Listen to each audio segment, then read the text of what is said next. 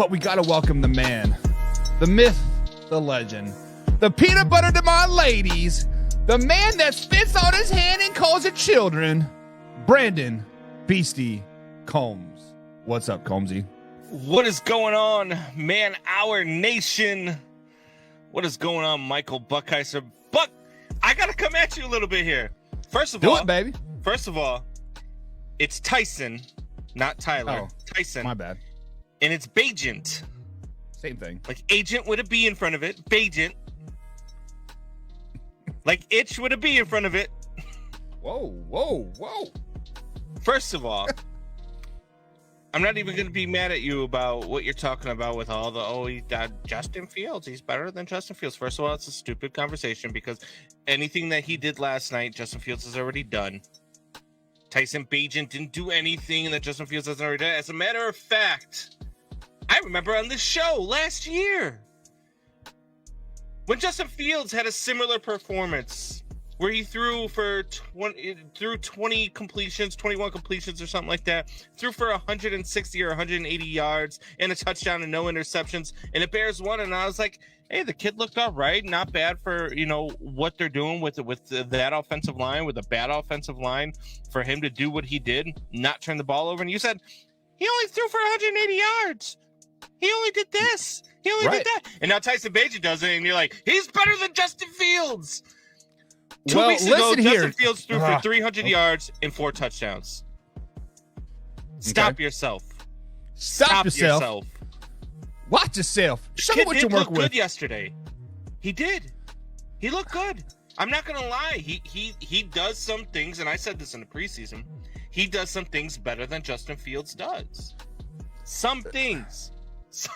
Some things which are, just a minuscule amount of things that Justin Fields doesn't do.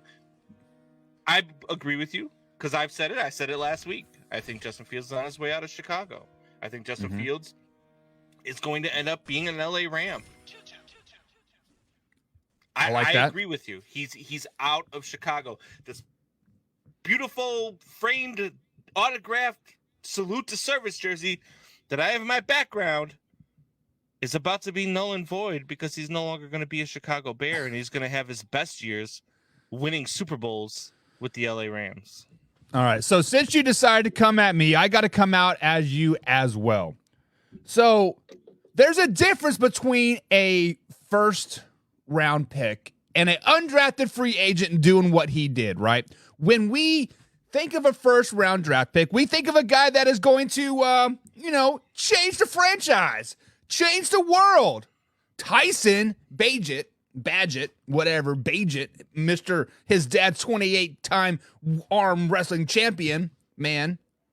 The point of the fact of the matter is we did not expect anything from him whatsoever. So anything that the Bears got from him was a success. And then the Bears want to go out and beat the LA Raiders. Sorry, John. Sorry, Jim. But they go out and beat the Raiders. Not only do they beat the Raiders, they're like, come here, little boy.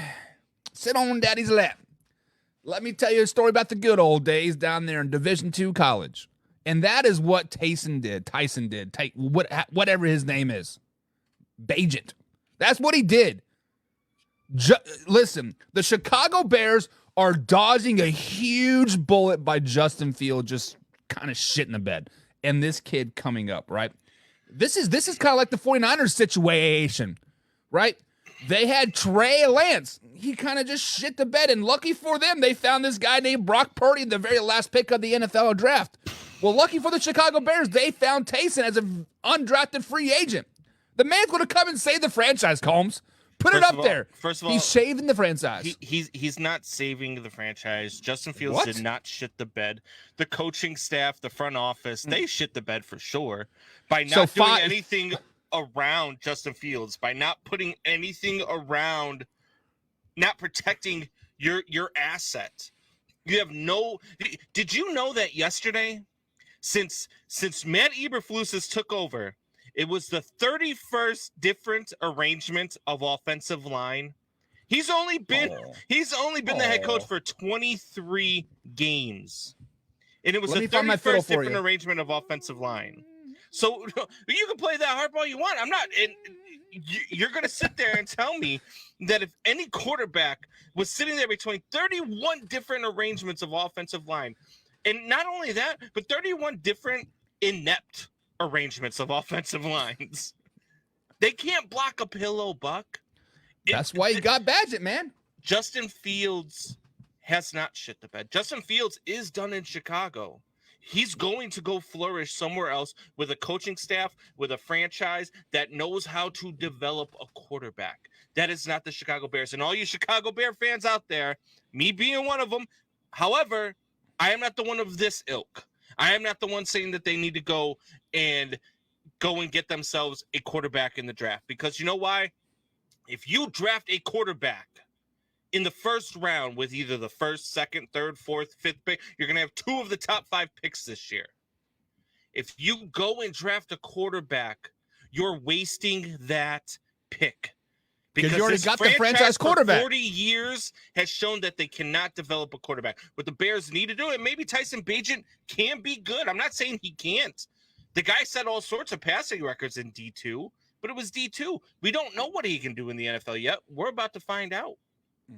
But you know, there's been several Division II quarterbacks that have had success in the NFL ranks. Carson Wentz. You're going to look at a guy or a franchise that needs to go out. If they're going to go out and get a quarterback,